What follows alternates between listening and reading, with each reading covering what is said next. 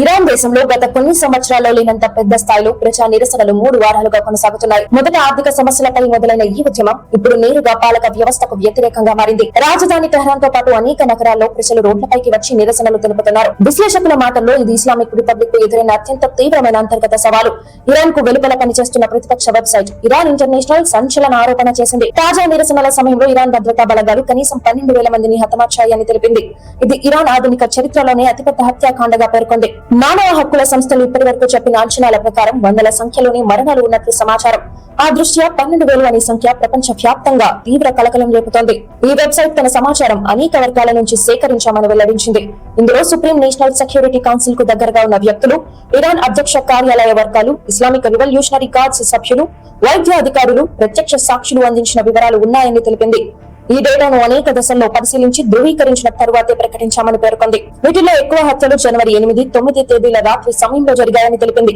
ఈ చర్యలు యాదృచ్ఛికంగా జరిగిన ఘర్షణలు కాదని పక్కా ప్రణాళికతో చేపట్టిన దాడులని ఆరోపించింది. ఈ ఆదేశాలు సుప్రీం లీడర్ అయతుల్లా అలీ ఖామోనీ నుంచి వచ్చాయని కూడా పేర్కొంది. మరణించిన వారిలో ఎక్కువ మంది 30 ఏళ్లలోపు యువతేనని తెలిపింది. ఇరాన్ ప్రభుత్వం ఈ ఆరోపణలపై ఇప్పటి వరకు ఎలాంటి అధికారిక ప్రకటన చేయలేదు.